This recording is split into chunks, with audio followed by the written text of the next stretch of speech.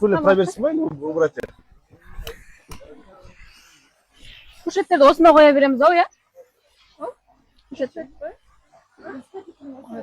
Осуңуз коюп? Или она елка надо.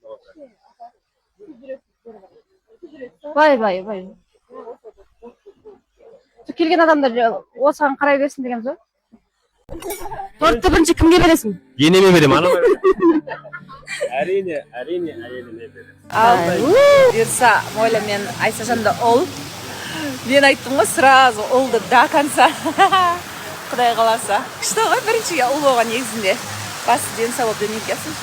Қазір отырмыз енді барлығымыз. Мына жақта видеоларын салатыр, монтаждап. Молечка отыр мекта. Бұлдар бостар қалып тұр ғой. Біз мекта. Жүр бабасы.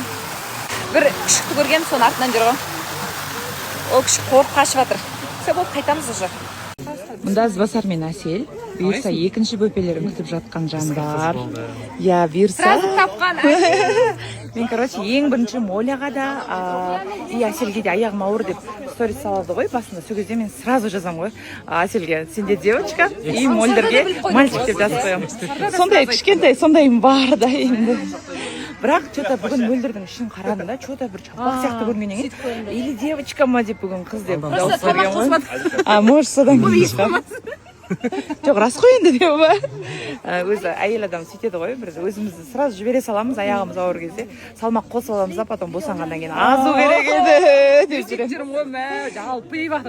Ничего, аман есен өмірге келсін, потом бәріне үлгересіңдер, я. Мы опоздали, но мы не специально. Негізі, либо именно балаларды садиктен алып кететін кезде белінен қайтадан тұра алмай қалады, вообще ноги отказывают. Не тяжелый?